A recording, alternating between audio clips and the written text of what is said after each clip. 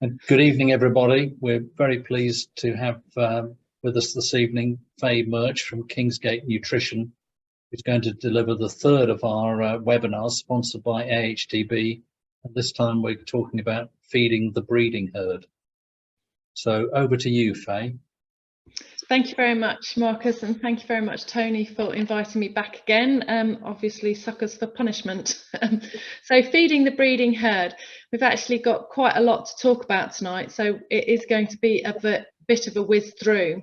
We're just going to have a refresher on body condition score. We're going to talk about the gilt, the sow, a brief bit on the piglet and boars, and I'm just going to cover a few pitfalls like we normally do before we stop for some questions at the end. So we're just going to jump straight in with a refresher on the body condition score.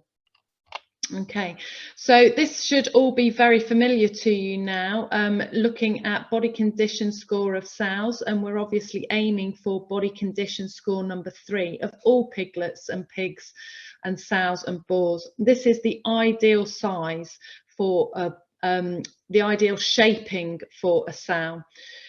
If we moved on to looked at body condition score number 1 for a sow, which would be really emaciated, she'd look terrible, really. This is not a great condition for any pig, but particularly for a breeding sow.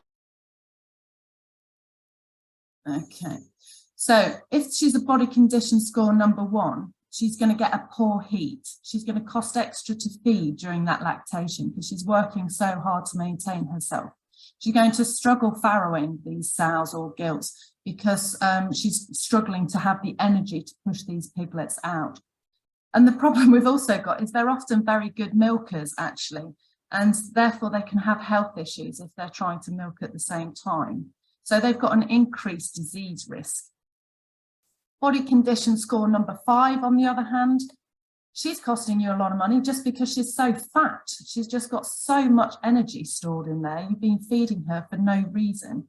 They farrow poorly because their uterus and everything is so tightly wrapped in fat that she's literally struggling to pass the piglets out. They often are poor milkers. They're often very selfish animals of body condition score 5, so they don't milk well. They get these joint issues and they just flop and overlay pigs on a regular basis. So we are looking for body conditions number 3. Cycles well, holds in pigs well, farrows easily. We've got a healthy sow equals a healthy piglet. She's got a good feed intake, she's got a good milking ability, and then she should come back round into cycling well once she's done those pigs well. So I thought today we ought to just have a quick look on how we can monitor that body condition score.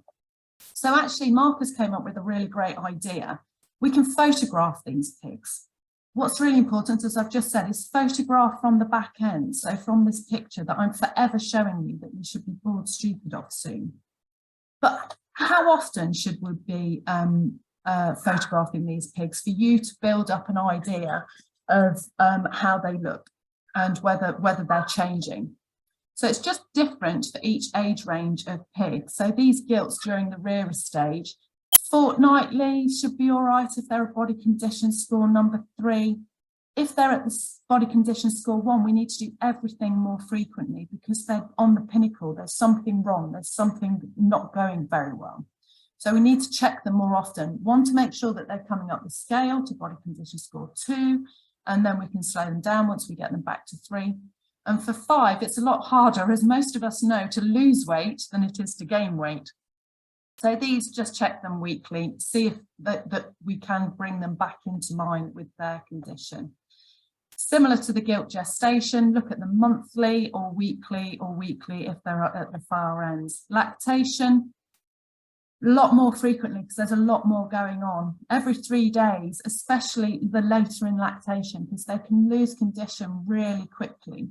So these body score condition 1 really need to be checked, photographed every single day to make sure they're not losing further condition. And fat sows, you have to check them every 3 days to make sure they're not getting any fatter. So the lactation, then if you're looking at a short surface interval, which means that you're going to wean them and then serve them quite quickly afterwards, then you need to check them quite regularly, because you need to be absolutely sure we're getting them into body condition score number 3 quickly after they've lactated. If you've got a longer service interval, so several weeks, or you're going to give them a few months before you serve them again, then you've got more time to build them up. And gestation, just bring them up, photograph them monthly and just follow them through for a body condition score 3, and more regularly for those that haven't got, aren't on that body condition score. Okay, that was a quick refresher. Let's move on to gilts. This is quite a lengthy topic, so I am going to have to whiz through it, but now Marcus is recording it. You can watch it if you miss anything. So we're going to look at what are we aiming at, growing them, and then feeding these gilts.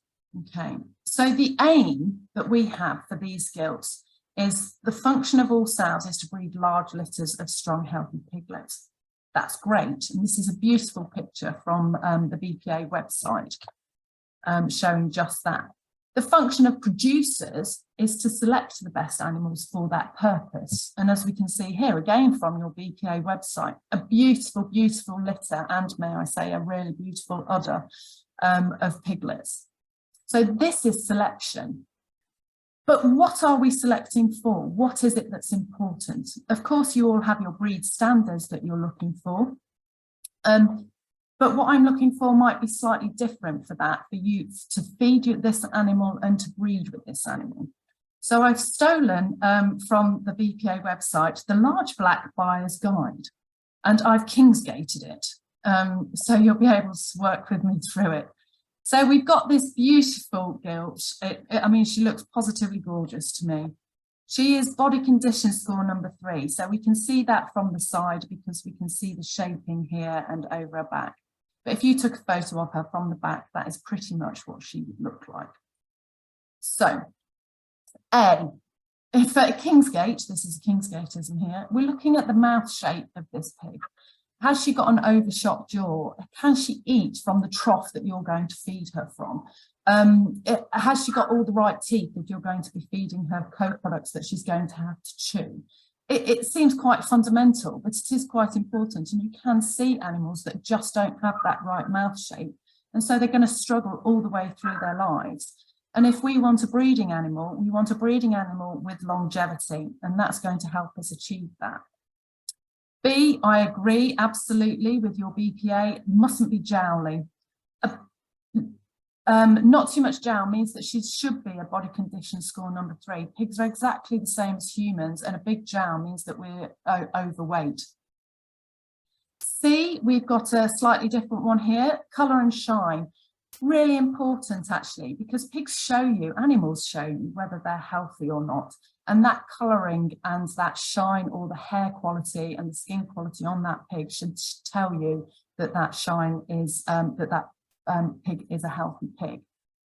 D, absolutely, leg, feet and nails, really absolutely key for these animals that are going to be breeding. Straight, strong bones and legs, right up on their toes while they're walking, which means that we have got exactly the right structure to carry all of that weight that they're going to have when they're gestating through those legs.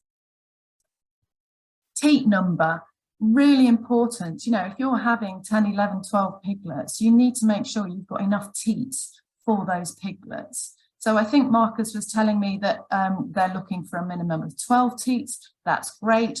Commercial herds are looking for more than that, but then they're having much bigger litters. You guys just need to make sure we've got equivalent teats to piglets. Okay, F. This is our back end, Faye's favourite place, I think it ought to be called, for F. Looking at the back end, body condition score, vital. But also you ought to be looking at vulva shape and size. There's some trial work now that is looking at the size of the vulva in relation to piglet numbers and numbers born. So really small vulvas, gilts, often struggle coming into heat strongly, and they often then struggle to farrow as well, because it must be something to do with the internal organ development. G, yeah, absolutely, lovely, strong, straight back, because they've got to carry that weight through the gestation. And H for Faye is handling ability, really important. If you can't get near this gilt when she's just a gilt, how on earth are you going to get near her when she's got piglets, and you might have to treat a piglet or you might have to treat her? Really important. So this is our target. This is what we're aiming for when we've grown a piglet and she's going to be served. So growing her, getting her to that stage, growing a gilt. Now, you might remember from our previous talk that we said from a pig's point of view, they're designed to reach a mature size to be able to breed. We said in that talk, from a producer point of view, you were going to create growth to create a saleable product. Well, this time we're actually on the same page. Sorry, we're on the same page as the gilt. We want her to become a breeding animal. So how do we create that? How do we help her reach that pinnacle of breeding? So we're going to go back to our what is growth again slightly, but we're going to look at it from a slightly different angle. Hopefully you'll remember that we have this sigmoidal growth curve, and all pigs follow this no matter what the breed. It's just the time and the live weights that might be slightly different depending on the breed that you're working with. So this stage here, we're just gaining live weight, which is great. We all said that was really important. But the next important thing is what the pig is actually growing. So all pigs, gilts, boars, breeders, slaughter pigs, doesn't matter, are all growing bone, lean and fat. And it's all in the proportion. So last time we spoke about growing and finishing a pig, we wanted to know what percentage of fat we wanted to finish that pig with. What we want this time is slightly different. So if we put this growth chart, this live weight chart over the top, this point of puberty, actually what we want this sow to look like here is slightly different at this point to a slaughter pig that we might be slaughtering just here. Because the slaughter pig, we might want to be this fat, but actually our pig that is coming into estrus, we might want her to have a little bit more fat. So she still needs this lean deposition. She still needs the fat deposition, but we need to slow it down and make sure that the protein that she's growing is the correct protein. And the fat that she's growing is enough fat to create the estrus that we're asking her to have. So the key points for this gilt is the correct conformation, the correct body condition score, and the correct fat depth, but also actually the correct lean. So how are we going to get her there? Let's have a look at what we're going to feed her. So we talked about this chart. We have to split what we're going to do with the gilt into two sections. Firstly, this is the growing gilt. So this is where we treat her exactly the same as a pig that is going to go to for slaughter.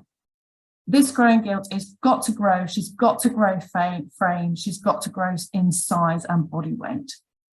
The key thing, as we said before and all the way through, is she has to be condition score number 3, ideal weight all the way through. It's really important for her. You can go back to this talk where we talked about it a lot more so that you get more detail on this particular section here. So just a quick reminder of what we said in there. There's the weaner diet and the grower diet, which your gilt is going to get. And these are high protein, high energy, low fiber. So she's got the energy going in there. And the grower medium, medium, medium. So we're still maintaining that lean gain and the fat deposition. Okay. So what do we feed her when we have this next section, this breeding gilt coming up to puberty, where we're going to slow her down? Now this has got weights and dates on. That's unimportant at this time, but it's hitting this right time frame so that we catch her. It's generally around 6 or 7 months that we want to be catching her to slow her down and give her a slightly different feed and keeping her to the ideal body condition score all the way through. So what are we going to feed her? What are the key points, the 3 main pointers to build a great sow for this longevity? We've got the lean and the fat. I'm hoping that this is being rammed home to you. But my other main point is bone structure. This is where the differentiation has to start. So this is why we want to start feeding that gilt before we want to put her into pig, because we have to guarantee that this bone structure is strong enough to carry her and her piglet weight. We're asking an awful lot of them. A lot of your pigs may be in extensive conditions. They may be on rough ground. They may be in muddy ground. And these bone structure has to be able to deal with that through the gestation, but also then through the lactation when they're working the calcium and phosphorus through the bones. The other important aspect for me in particular is feet. These two things together really help with making sure that she can get out and about, to get out to her feed, to get out to her water, and to be able to put herself in a position to maintain her piglets. So these fundamentals for conformation and longevity. Now, does anybody know who this is? I was struggling to find something for longevity. This is Peppa Pig's grandma. So this is longevity. This is Granny Pig. This is what we're aiming for. And getting these things right become really fundamental to creating a Granny Pig.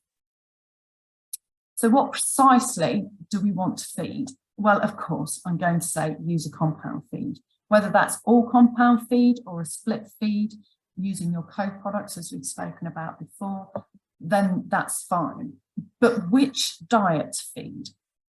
Should we feed a weaning diet? No, I really don't think we should. It's too much protein, it's too much energy, and in all honesty, it's too expensive. The grower diet, no, again, far too much energy after we've got her to prepubescence, too much energy, too much protein. She'll just get too large for what we want her to be doing.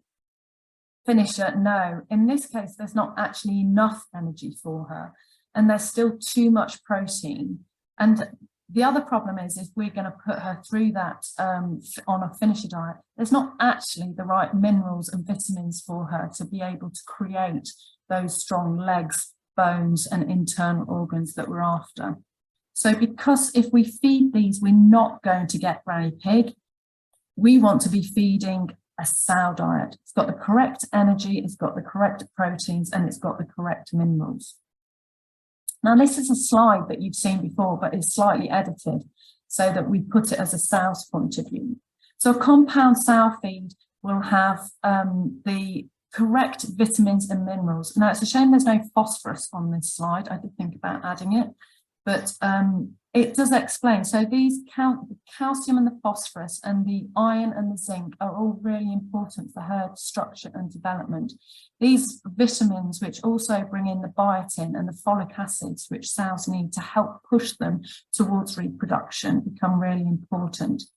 The reason I want a sow feed than a finisher feed is because finisher feeds don't often contain enough calcium and phosphorus or enough of the key vitamins that drive a sow. And the reason is it's too expensive. So these bits and mins, we're growing health, we're growing bone development, and we're growing foot structure. So the next thing, exactly the same as our grower talk, we're using amino acids in these compound sow diets. It's a really quick and easy way for these sows to create bone deposition, but we also want internal organ development. So before, when we talked about growers, we're looking at a muscly pig, muscle man. That's not what we want with a gilt. We want her to be beautifully shaped. We want her to be nicely presented, but we want internal organ development, not just muscle builders. We need the energy in the diet to be correct because we want the fat deposition so that her hormones can flow properly through her system. And we do need some growth. And then we've got Faye's good old Holland and Barrett because we want the sustainability. We want to get more from less. So just a quick recap. Gilts, exactly the same as sows. We've said this before in the previous talk, a minimum of 50% compound. Really, really, really important for gilts. If we don't get the gilt right, she will not last. 50% alternative raw materials, yeah, all for that, go for it. So how do we feed this gilt compared to what we talked about before? So gilt rearer is slightly different to sows because we're asking her to do a little bit more. We've also got a gilt gestation, very similar for you guys. still looking for that body condition score number 3, the ideal size that we're looking for. We're looking for here, when we looked at sows before, it was low energy in a gestation, low energy, low protein and high fibre. For this gilt, she just needs a little bit more of everything. She needs more of a medium to low energy and medium to low protein because she's actually still growing. It's no different to teenagers. They might start cycling at the age of 12 or 13, but they are still physically growing, and our gilts are doing exactly the same. Good old Colin Whittemore produced this graph, which I think highlights it really well. She's conceiving here, she's growing the piglets, and she's farrowing and lactating. You shouldn't have this weight loss during, that's what I'm hoping for, that you shouldn't have such dramatic weight loss during the lactation. That's what we try to avoid in the modern world.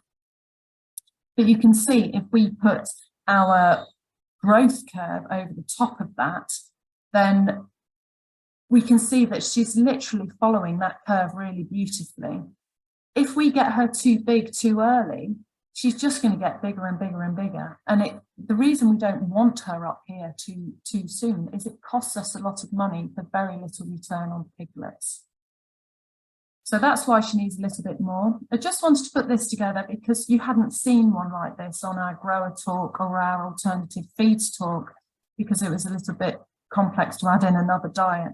But if you were able to feed just a gilt rearer to gilts and a gilt gestation, you'd have this medium and low. And we'd have medium use of root crops and medium use of legumes because she's got the ability to take a little bit more protein and a little bit more energy. We still have to avoid these high energy byproducts because we don't want her getting fat. So we're still looking for target condition score number 3. So no high energy byproducts, and we're looking for body condition score number 3. So what's feed? Exactly the same as the gilt, really. Fat, we're looking for a good, as she had before. So fat, bone, feet, longevity. That's what we're looking for this gilt. And what I really want is, I want her to look like Marilyn Monroe. This is my favourite picture. I absolutely adore it. This, to me, absolutely summarises a beautifully grown pig. She's got great nails. Look at those. She's got great legs. She's got positively glowing. She's got a great udder line that's been developing because we've been feeding her the correct diets. This to me is a gilt. She should be positively shining and able to sing happy birthday to the president. So let's think of a sow. Moving on. We're going to split this into 3 sections. So again, this is getting quite meaty, this topic. So we've got the gestation, we've got the lactation, and we've got the service. Now, I think it's quite important to look at the gestation in several sections. So we're going to do what to feed, which is going to become quite obvious, but more importantly, probably to you guys, is how much to feed. So what to feed? Same old, I'm afraid. 50% compound sow feed and 50% raw material co-products if you've got them available. Exactly the same reasons as we wanted to feed the gilt 50%. Fat, bone structure, feet, longevity. This is the main principles for all sows. So what we said, this is a repeat of what we've done before. Low energy for gestating sow, low protein, high fibre. This really is your really high risk area for you guys, that she gets too fat. So you must work really hard to keep this body condition score number 3. Take your photographs, keep a record, and keep a close eye on it. This is what production management and livestock production is all about. So how much to feed? Well, the key principle is that, yes, she has to be body condition score number 3. That is the vital part of what we're looking for. Now, I know that some of you who are nicely educated are going to be telling me that your pigs, you know that when the piglets grow exponentially, which they do, They're growing so fast at the ends, don't we have to feed them some more? Well, it's a very valid point, actually. So what I wanted to do was let's have a look at the sow to start with, maybe in this early gestation, and then we'll have a look in this later gestation towards the end of her time. So just to absolutely ram it down your throat, we're looking at target condition score number 3. Now, you've seen this slide before, actually. If your pig is body condition score number 1, then you must decrease the fibre and increase the energy if you're co-product feeding. Generally, if you're just feeding compound feed, just feed her more. If you've got her in very early gestation and she's a body condition score number 1, if you were a commercial herd, standardly, you'd be feeding a standard body condition score number 1, maybe 2 to 2.5 kilos per sow per day. If she was body condition score number 1, I would say you could probably feed her 4 kilos a day of compound feed if she was a commercial breed.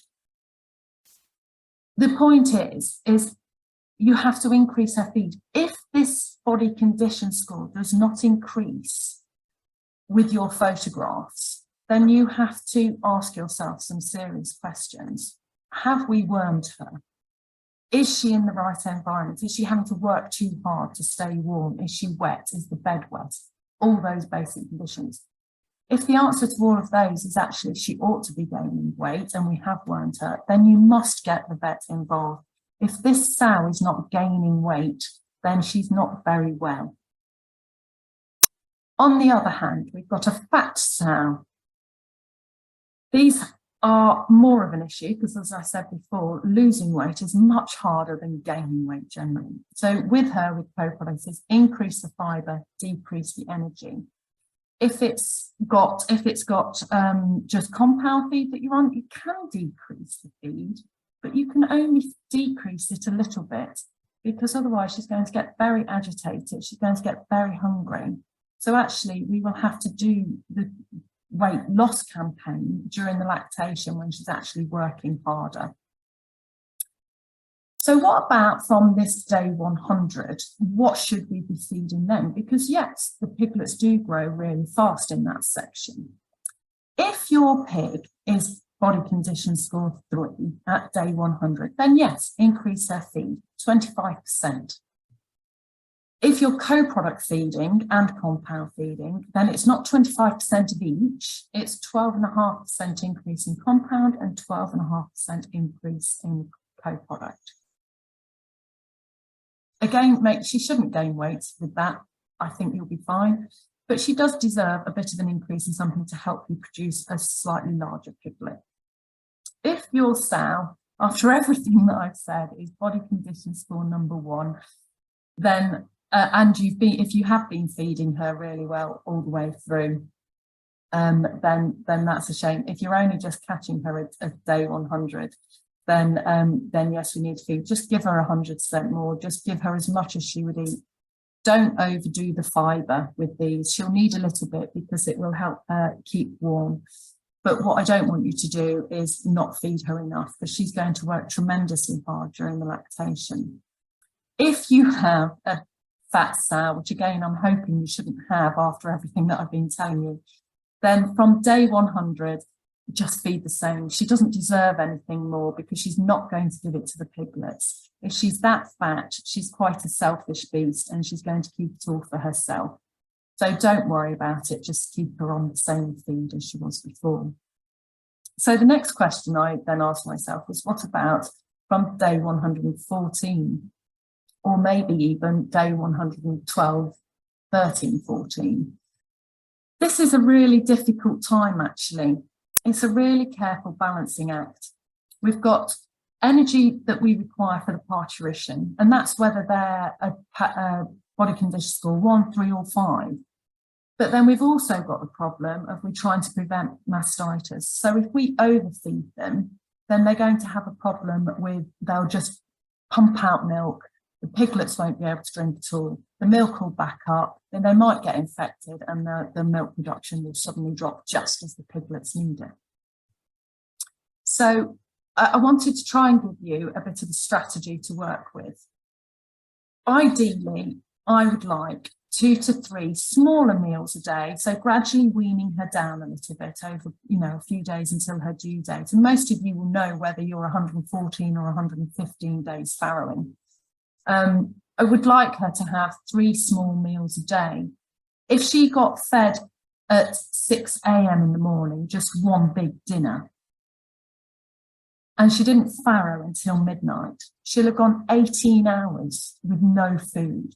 That's not great when you're going to farrow 8, 9, 10, 12 piglets. You need energy to farrow.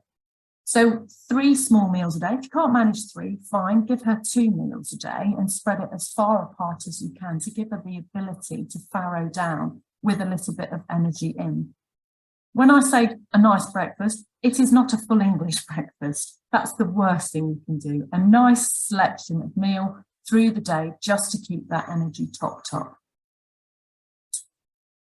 So at this point, we're now moving on to the sow's lactation. Okay, but what happens during lactation?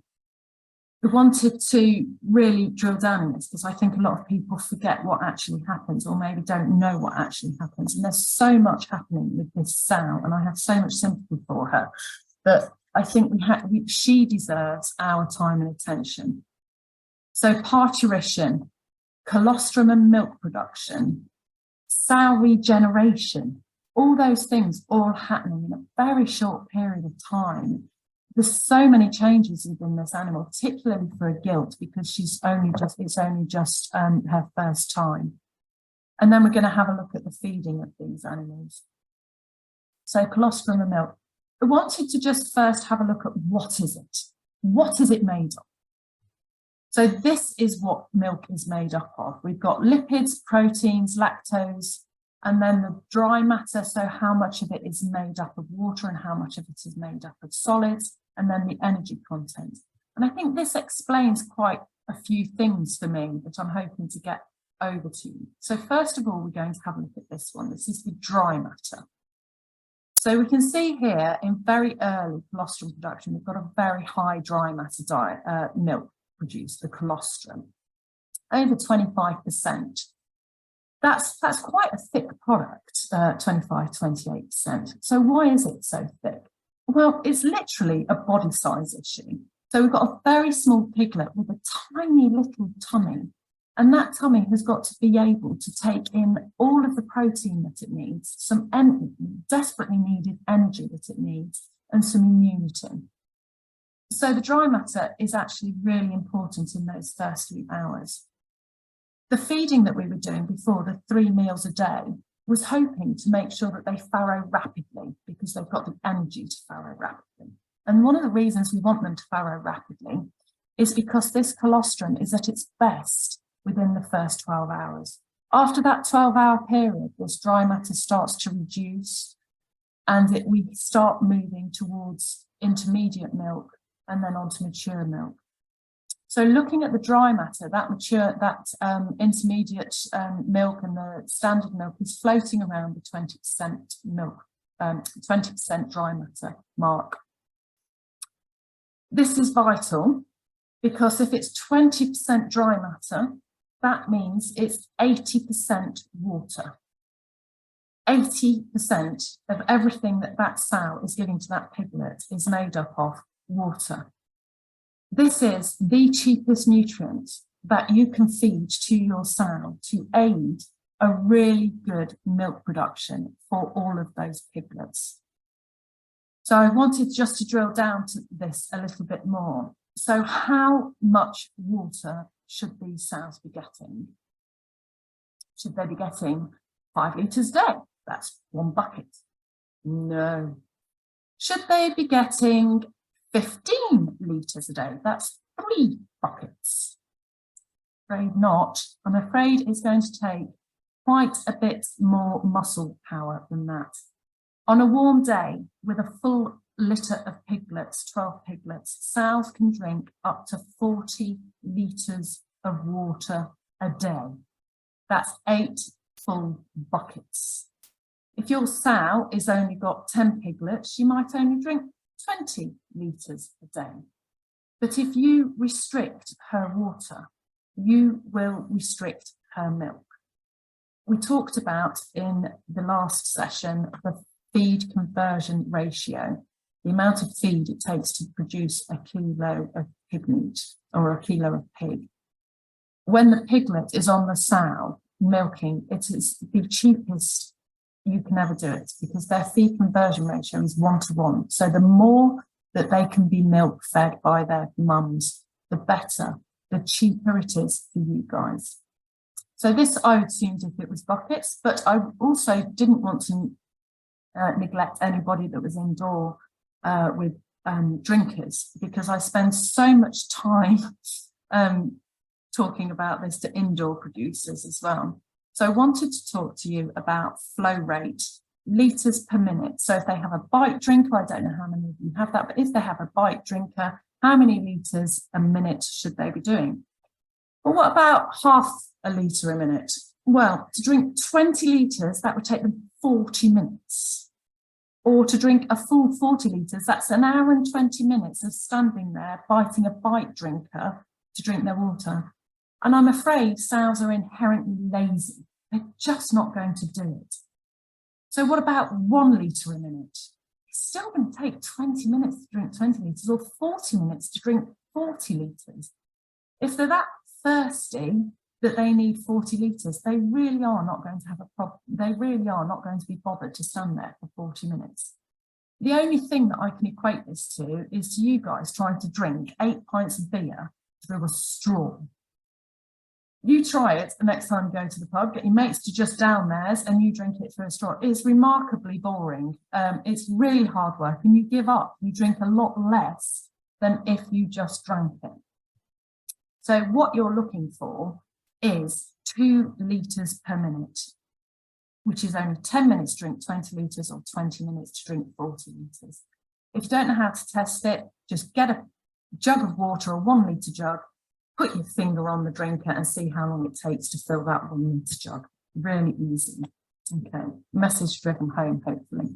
So the next thing we're going to look at in this milk is the protein. This is hugely vital to this piglet, especially, again, this colostrum. So when pigs are born, they're born naive, which means they have no immune system. So all of the immunity that they gain is from drinking mum's milk. That's why it's so important. And this milk is all, this protein level is all immunity. It's not all immunity, actually, it's mainly immunity.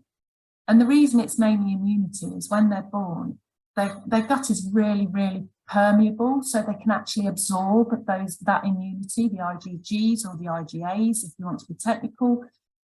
And they have a very short window of time to do that in. So that's why the colostrum then matches. This protein then drops off because it's not vital for protein growth. It's actually energy that they're after, as we're going to highlight here. But to get this protein, what's really important to us feeding our sows is that she has the correct amino acids here, these proteins, these basic level proteins that are really easy to digest because we're feeding them to her as the building blocks, and the vitamins and minerals to produce these things, to run the biological systems to manufacture this milk and this protein. So the next one, as we alluded to, is energy. So we can see how the energy is lifting because we're getting more fat on the pigs. The pigs are spending so much energy just growing. It's all battery, battery, battery, battery. And the reason that the energy is increasing is when we look at the actual growth of the pig, what the piglet is growing at is this fat level here. So just press my button, is this fat is increasing. They really need this fat because number one, they need to keep warm. Number two, they need an energy reserve for if something happens. And number three, if we haven't got the fat layers there, then they literally haven't got enough energy going into their diet to physically grow. So I just wanted to run through this. Tony reminded me of this, actually. It's the old adage of how much milk does a pig actually produce? And I think until you've actually worked it out, it's quite amazing. So I wanted to do Holstein Friesian cow versus sow. Cow versus sow. So let's say, you have to bear with me on this one, you've got a 675 kilogram live weight cow and she's producing 35 kilos of milk a day. Now her milk, we've already said sow milk's 20%, her milk is only 13% dry matter generally, can be a bit lower, but 13%. Got a sow, she's 225 kilos live weight, she produces 12 kilos of milk, that's quite a lot, isn't it? But her milk is 20% dry matter, it's a lot thicker. When you put that into kilograms of dry matter per kilogram of body weight, she's producing a third more milk than a Frisian cow. I find that absolutely amazing, absolutely amazing. And you wonder why we need to love these girls. We don't want to overfeed them, we don't want to make them fat, but we do need to make sure that we're giving her the right tools to do her job well. Okay. So the other thing I wanted to think about with how much milk is this.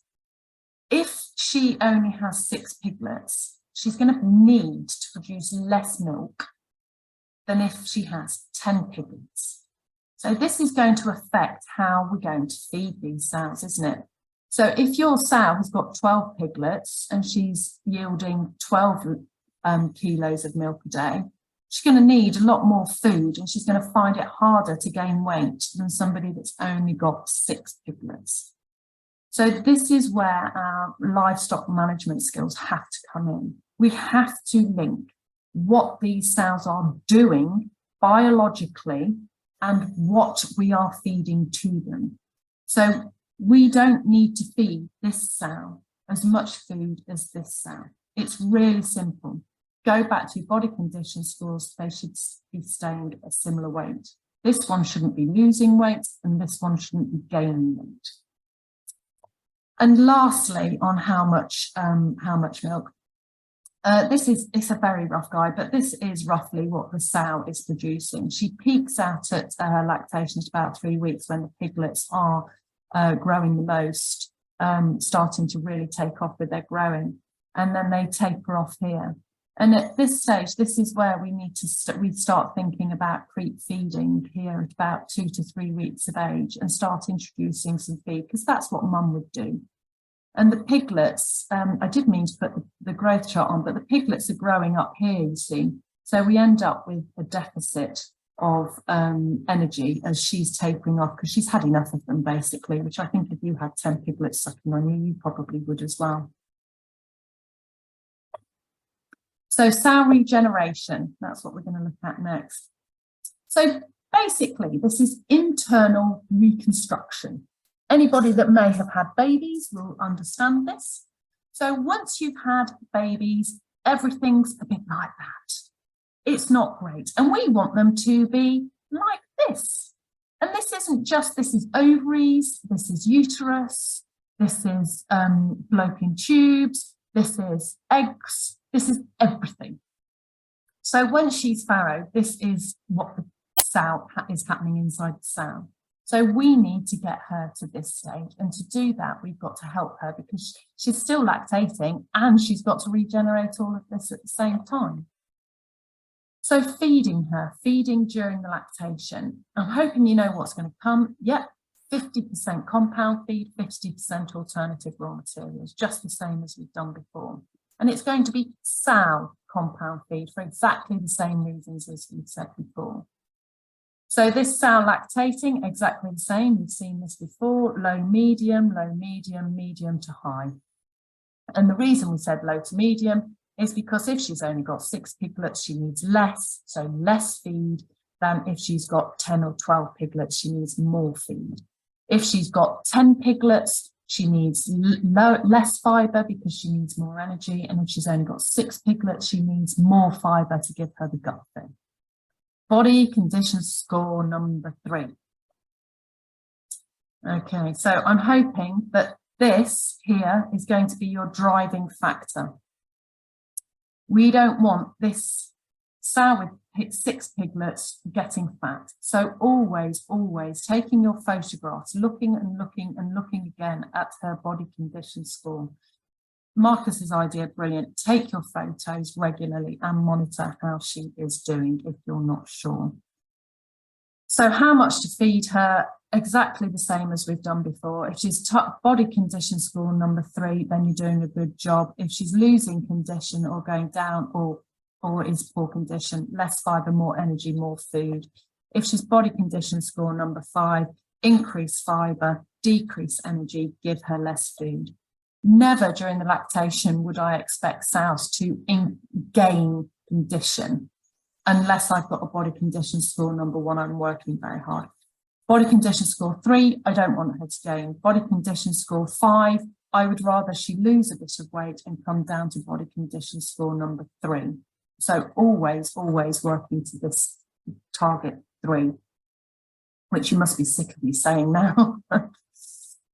So service, again, a very important aspect for you guys. Now, those 2 areas for you, whether you're quick reserve, so that's wean and then expect to serve within maybe 3 weeks, or a longer reserve. So the quick reserve, it is, I'm afraid to say, all about getting her into target body condition score. So again, low to medium energy, low to medium protein. You're not necessarily looking for fibre. If you're on a quick reserve, it might be that you've got to get her body condition score up a bit, but they often don't eat that much. So actually, you only really want a high fibre intake if you've got a fatter sow or you're maintaining this body condition score. But certainly don't want to be losing condition in this stage. We definitely want to be increasing or maintaining. If you're on a longer serve, so you're going to wean her at whatever weaning weeks you're weaning at, but you're not going to serve her for 2, 3, 4, 5 cycles. The care that you have is making sure that she doesn't get fat. So making sure that she's on a low energy and a low protein and a high fibre, unless she's come out as a poor body condition score. Then your aim is to get her to body condition score number 3 as quickly as possible and then maintain. So how much to feed? Yeah, again, exactly the same through this decrease fibre, increase energy, or give her more feed. It's all very similar. So why body condition score number 3? Well, because if your pig is body condition score number 1, she's going to have low ability to cycle, poor egg quality, lower egg and piglet numbers, poor piglet sizes because the egg quality is poor, and reduced sow longevity. If your pig is body condition score number 5, then she's actually got a poor ability to hold on to the pigs, even if she's served well, because this fat round here is basically gobbling up hormones and holding on to hormones. So she's struggling to tell that she's pregnant. That's basically what's happening with her. So we get a poor egg quality, a poor piglet number, and poor piglet size if we're not careful, and it's just costing us money. Now, this is going to keep me going. So this is just to remind me, I am getting through it. We are nearly there. Only a few more to go. Okay, so the piglet. So I just wanted to split this up into 2 parts. Milk supplement, and I just wanted to touch on the creep feeding. So it's the most common question I get asked by people who aren't in commercial production is about milk supplementation. And it is all about the udder. Okay, I've got 3 pictures here. Some, typical udders, grey udders, standard udders. But the thing that I wanted to highlight with these bits, so you've got to count. So this teat here is not functioning. These 2 teats here are not being suckled. So whether that's because there's not enough piglets to suckle them or because they're not functioning properly, that's the care that we have to have. And then these 2, I don't know whether you can see those, they are a bit small, but these 2 here, unsuckled and unused teats, unsecured, maybe not developed teats. This is where we could get problems. So you've selected your gilt for 12 teats. She's had 12 piglets, optimistically, hopefully, fingers crossed. But it turns out she's only got 10 functioning teats. That is, and you've only had 1 sow farrow. That is the ultimate nightmare. So there's a few basic principles we need to know as to whether we need to milk supplement. Every piglet should have its own teat. This picture for me is absolutely beautiful. Look, 1, 2, 3, 4, 5, 6, 7, 8, 9 piglets. Okay. There's a good number of piglets, but they're all stood there beautifully, suckling on a teat each. So you need to count the functioning teats and you need to count the piglets. It might sound basic, but that's the principle. The first thing I'm looking for when I go round and look at pigs is I'm looking for full tummies. These tummies are great, look. I can see that they've both had meals. They're both laid down, they're both contented, and they've got, do you see that line here? They've both got milk in their tummies. They've eaten really nicely. Now, I have to give credit to one of my customers, Mr. Wood here, because he carefully took this photo for me.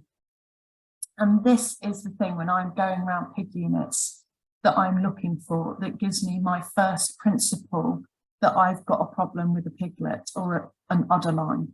And it's this pinching. Can you see this pinching here and this pinching here? This piglet has not eaten. So it's quite a nice looking piglet, but it's pinched, it's not eating. It hasn't got, if these two pigs stood up, it would fill a lovely rectangle. But these ones here are pinched. This is my first sign that that piglet hasn't had a meal.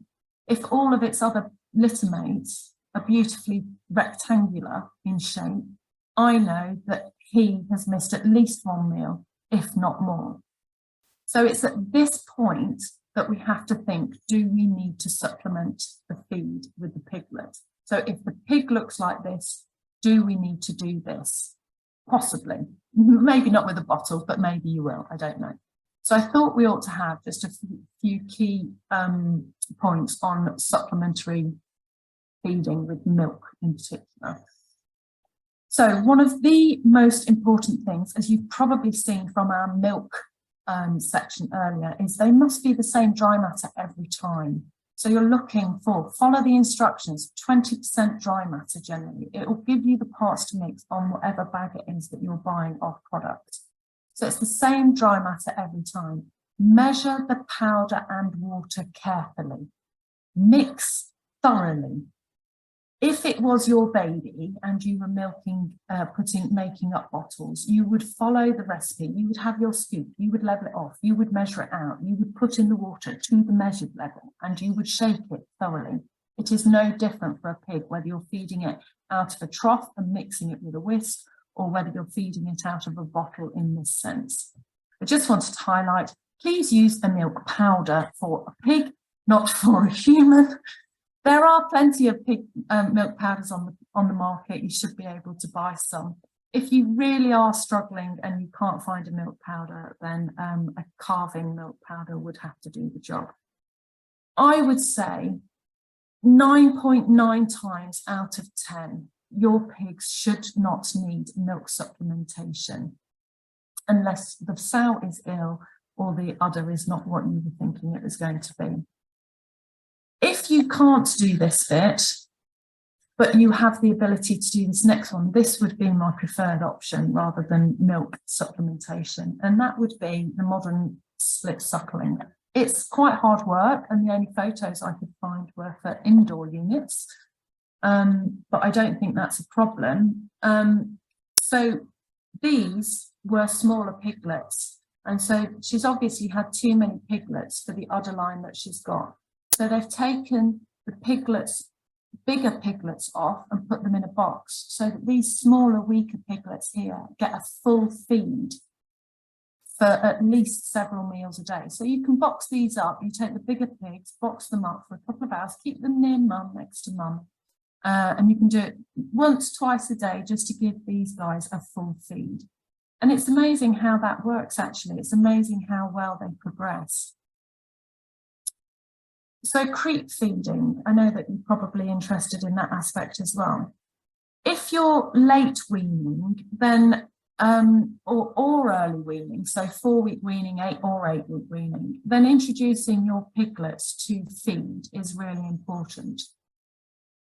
If you are feeding a bespoke creep feed, so not a sow and weaner feed, then you must keep it away from the sow, because you end up with sows like this, fat sows, and we've already said we don't want fat sows. So you must keep creep feed away from sows. They are doing it more on commercial units now, where they, commercial outdoor units, where they put the creep feed just outside under the electric fencing. The piglets can get out, but the mums can't. I realise it is difficult. So you can offer a creep feed from about 2 weeks of age. And this could come in the form of a bespoke creep pellet.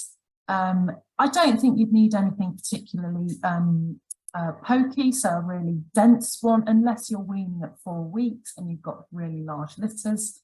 So the older age that you're weaning, the lower the density of the creep feed can be, because they're always being supported by mum's milk. So a pig being weaned at 8 weeks of age can be fed a different feed, creep feed, than a pig being weaned at 4 weeks of age. So the quality of the creep relates to the weaning age. Which creep should you buy? I'm sure there's a long list, and you can get them from almost anywhere. The other thing to remember is that if you are in an extensive system, piglets are often eating mum's feed at the same time as she's eating feed. That's not a problem. That's no problem at all, especially if it's a sow diet and not a finisher diet, because they've got lots of similar things that they need together. If it's a lactating sow diet, it's even better for the piglet. That it's not a problem. But what I really don't want you to do, and this was a reminder from our feeding alternative feeds, is they don't want high fibre. So don't go throwing in sugar beets and anything like that. But they could have things, really nice things like the biscuits and the breads and things like that, but only really small amounts. So the smaller the pig, it's exactly the same as humans. The smaller the pig, the simpler the food. So don't get complicated with piglets. Try and keep it simple. If you are creep feeding, little and often is the key. So boars. I almost haven't got anything to say about boars really, other than look at these boys. They're off your BPA website. They look amazing. They all look great, and they are all body condition score number 3. That's right. So boars, exactly the same as gestating sows. The big risk is that they get fat. So low energy, low protein, high fibre. If you're keeping a boar from the finishing herd, then just get him up to a sensible age and stage on the finisher diet, similar to the gilts. So before he's really going to be working, and then feed him the gestation diet if nothing else is available, which I don't really think you'll be feeding a bespoke boar diet, even though they do in for collection AI units. So loads of root crops, low use of legumes, low use of high energy products. You can feed some, but not much, but they enjoy it. They have quite a boring, leisurely life if you're not careful, but they must remain in good body condition score. And this is exactly the same slide as we've seen all the way through. Body condition score, if they're thin, feed them more. If they're fat, feed them less. So I just wanted to run through a few of the pitfalls. Okay, some of these we've seen before. So feed risks. I wanted to run through these specific ones again because they're absolutely vital for sows and the breeding herd. Molds, mycotoxins. I mean, the problems that they bring are horrendous. I mean, I have been on farms where we've seen abortion. And the other thing you see is early farrowing. The other thing you can see from molds in piglets actually is splay legs. I'm just sitting here thinking I should have put you a slide on, but splay legs. The sows, some of the molds that you get impersonate sow hormones, so they don't actually come into estrus and they don't hold litters. But it's toxic is the only word that I can use for it. Ergot, we've spoken about this one previously. It looks like rat dung in the grain. It's generally in cereals or brands. Awful for sows, absolutely awful. There's a zero tolerance policy at mills. If you find a single grain of ergot in a sample that you're collecting before it gets emptied into the mill, it's rejected. It's that vital. So it leads to agalactia, which is no milk. It leads to abortion. It leads to death of piglets and sows in extreme cases. So the mycotoxin fusarium, this pink grain, if you see those ones, leads to abortion, poor reproduction and low appetite. All toxic here. I put that on. So guidance, just a reminder, because we did this in our first set of seminars, look at it carefully what you're feeding to these animals.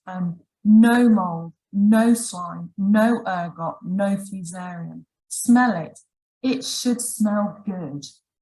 And plenty of clean, fresh water.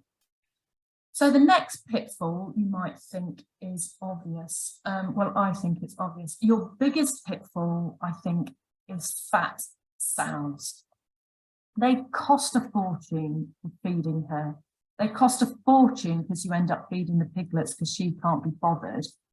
You end up with dead piglets because she can't farrow them. You end up with dead piglets because she flops on them. You've got no milk to work with, and they don't hold in pig because they've got so much fat around them. It's gobbling up hormones. The hormones are trying to tell her that she's pregnant, and she's so fat that she can't, that the hormones are just being lost within the fat layers around her. So really, your worst enemy is overfeeding your sow. You might think that's cruel, but actually it's not. They should be body condition score number 3. That is a healthy animal. If government could insist that we were all body condition score number 3, then we would have a lot less problems ourselves. And it's exactly the same for our sows. So the other risk that I wanted to highlight for these breeding sows is diseases. So disease is, press the wrong button. Disease is, it's going to cost you extra money for feeding her. You're going to be feeding her piglets. You could get dead pigs. You could get dead sows. You could get no milk. They don't hold in pig. Reduce piglet number. I mean, you could go on and on and on and on. Disease, where does it come from? I just wanted to show you the disease spreaders. Pigs, pig-to-pig contact, seagulls, birds, rats, mice, cats, starlings, foxes, people, food waste. All of these things pose a huge risk to your breeding herd. Your breeding herd is your engine of your production unit. Without her, you've got no manufacturing plant. You know, it's like asking Ford to manufacture cars and it's broken down in the middle of the production line. It can't do it. So we have to limit as much as we can all of these things coming into our farm, because that's how we get diseases. It's either coming from somebody or something going onto our farm. Now, I don't know if you know, but AHDB do these amazing signs that you can get for free, you can apply for. Tony's going to correct me if I've got that wrong. But you can get, don't come beyond this point. You don't want people just wandering in to see your pigs. It's a really bad sign. You've got no idea where they've been. You've no idea if they've got a pet pig before they come in on some cases. If you're near a footpath or a parking site or an allotment, you can get, please do not feed these pigs. Because where's that meat come from? Where's that food come from? What's it been in contact with? Has it been in the kitchen? The risk to us as an industry, and that's commercial and breed, is the risk of disease. African swine fever, it is still up there as a disease risk. Governments are ploughing more and more money into trying to help us prevent it coming into the country, but we have to help ourselves. Then also, please use foot dips before proceeding. Yeah, great advice. So prevention is better than cure. So do what you can to prevent diseases coming in the first place. Control who comes and sees your pigs. Control what food is coming to your pigs, and control the rodents. And then we've seen this one before as well, although I did put an extra one on for Tony. What else can I do to use feed efficiently? It's exactly the same as it was before. Feed your animal to body condition score number 3. Keep them healthy because they cost less to feed. Give them plenty of water. The more water you give them, it's a very cheap nutrient. Clean, fresh water. Feed bins. Keep your feed clean, dry. In the summer, be careful that you don't get condensation and it's sticking to the side of the bin. Make sure that rodents can't get in, because these guys eat a lot of feed. why should we be paying to feed these guys? We don't want to be doing that. Mold, we don't want mold in the feed. We don't want these containers keeping feed and turning it mouldy. If it arrives clean, great, but keep it so that it can stay fresh. So no dripping into the bins or anything along those lines. Feed them in a feed trough where they can eat all the feed, and these little blighters or seagulls or pigeons cannot come and clean up all the feed. It's expensive stuff, so make sure it's the pig that's getting it. And then our pig's enemies, wind and rain and temperature changes. So always provide somewhere for them to go that's clean and dry and warm. Yes, sows would like to lie in a wallow when it's too hot, but they also need somewhere clean and dry to be warm, because if it then starts to rain and they get cold, they're spending more energy on keeping warm.